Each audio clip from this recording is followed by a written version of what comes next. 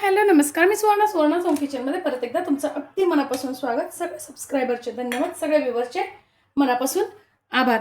आज आपण खूप छान अशी रेसिपी बघणार आहोत, ती म्हणजे गवारच्या शेंगाची भाजी. ही भाजी सगळ्यांनाच आवडते आणि गवारच्या शेंगाची भाजीची पद्धत खूप वेगवेगळी आहे. प्रत्येकाकडची पद्धत खूप वेगवेगळी आहे.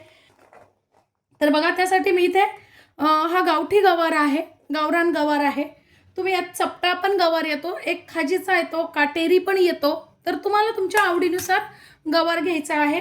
त्याचं पुढचं मागचं टोक काढून दिलेलं आहे. थोड्याशा जेवढ्या निघतील तेवढ्या शिरा काढलेल्या आहेत आणि 1 ते 1.25 इंचाचे असे मी तुकडे करून घेतलेले आहेत. त्यानंतर स्वच्छ धुवून आणि थोडीशी पुसून घेतलेले आहेत. बघा, त्यासाठी आपल्याला वाटण एक करायचं आहे.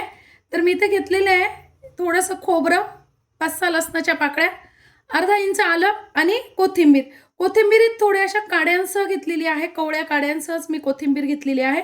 हे आपल्याला एक सुकच पाणी न घालता वाटण करून घ्यायचंय. जाडसर असं आपण कोरडंच वाटण करून घेतलेलं आहे. खूप सुंदर वास येतो जेव्हा आपण असं वाटण करून घालतो भाजीला तेव्हा. अगदी थोडंसं तेल टाकून घेतलेलं आहे मी. आणि आपल्याला काय करायचंय, सगळ्यात पहिल्यांदी गवार थोडीशी तेलावरती परतून घ्यायची आहे. आपण ज्यावेळेस अशी थोडीशी तेलावर काळे डाग पडेपर्यंत जर परतून घेतली ना भाजी, तर अजिबात पानसट लागत नाही किंवा मग कडसरही लागत नाही. खूप छान अशी टेस्ट भाजीला येते. आता छान आपल्याला 4 ते 5 मिनिट मीडियम गॅसवर काळे डाग पडेपर्यंत परतून घ्यायची आहे. आता बघा, भाजीला असे थोडे थोडे काळे डाग पडलेले आहेत. आपल्याला एका ताटात ते काढून घ्यायची भाजी. गॅस बंद केलाय मी. आता त्याच कढईत मी अर्धी पळी तेल घालून घेतलेलं आहे. आता टाकून घ्यायचं आपल्याला अर्धा चमचा मोहरी, अर्धा चमचा जिरं, पाव चमचा हिंग,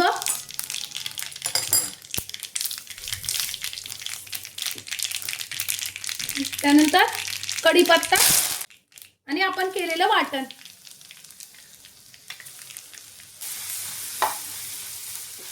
आता एक अर्धा मिनिट आपल्याला वाटण छान परतून घ्यायचं आहे. त्यात मी 1-2 कांदे छान बारीक चिरून घेतलेले आहे. बघा, तुम्ही जर कांदा खात नसाल तर स्किप केला तरी चालेल, पण ही भाजी उन्हाळ्यात कांदा घालून जेव्हा आपण करतो ना, खूप सुंदर लागते खायला. आता आपल्याला कांदा छान मीडियम गॅसवर परतून घ्यायचा आहे ट्रान्सपरंट होईपर्यंत.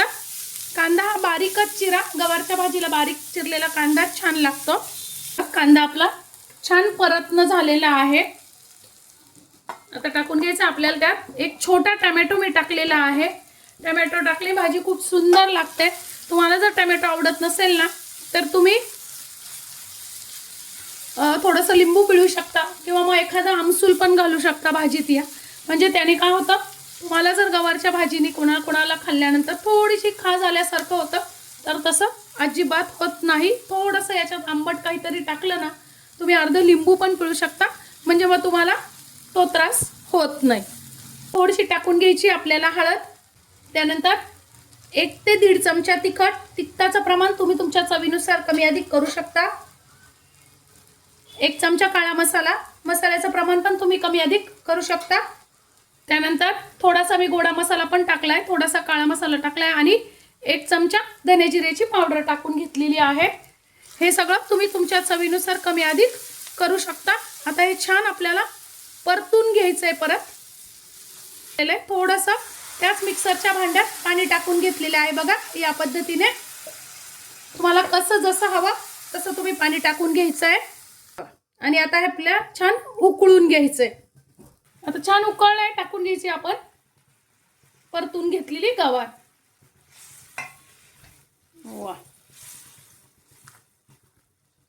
तुम्हाला जर कोरडी भाजी हवी असेल ना, डब्याला द्यायची असेल, तर तुम्ही अशीच ही भाजी वाफवून घ्यायची, म्हणजे मग कोरडी तयार होते. आणि जर तुम्हाला तुमच्याकडे रस्सा भाजी आवडत असेल तर तुम्ही थोडंसं पाणी टाकून घ्यायचंय, म्हणजे ही भाजी तुम्ही भाताबरोबर, भाकरीबरोबर, पोळीबरोबर पण खाऊ शकता.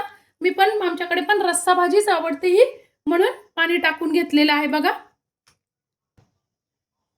1 चमचा मीठ टाकून घेतले. तुम्ही चवीनुसार कमी अधिक मीठ करू शकता. आता मी इथे टाकून घेते थोडासा गूळ. गूळ ऑप्शनल आहे, चवीनुसार तुम्ही टाकू शकता, टाकून बघा, खूप छान लागते भाजी. आवडत असेल तर टाका, नाही टाकलं तरी काही हरकत नाही. आणि मी इथे टाकून घेते अर्धा चमचा एसूर मसाला. एसूर मसाला कसा बनवायचा याची पण व्हिडिओ मी आपल्या चॅनलवर अपलोड केलेली आहे. जेव्हा आपण अशा रस्सा भाज्यांना एसूर मसाला वापरतो ना, तर खूप छान भाजीला घट्टपणा येतो आणि चव पण खूप सुंदर लागते. तुम्ही एसूर मसाल्याची पण व्हिडिओ जाऊन बघा, आपल्या चॅनलवर अपलोड केलेली आहे. बघा मस्त, वा, खूप छान अशी आपली भाजी तयार झालेली आहे. कलर पण बघा किती सुंदर आलेला आहे. मी कुठेही इथे धान्याचं कूट वगैरे वापरलेलं नाहीये. तुम्हाला आवडत असेल तर तुम्ही इथे 1 ते 1.5 चमचा धान्याचं कूट पण घालू शकता. बघा कलर पण खूप सुंदर आलेला आहे आणि अगदी चमचमीत अशी आपली भाजी तयार झालेली आहे. आता मी थोडंसं टाकून घेतलेली आहे कोथिंबीर. आजची माझी ही व्हिडिओ, ही रेसिपी तुम्हाला कशी वाटली कमेंट्समध्ये नक्की सांगा. चॅनलवर नवीन असाल तर चॅनलला लाईक, सबस्क्राईब आणि शेअर करा. धन्यवाद.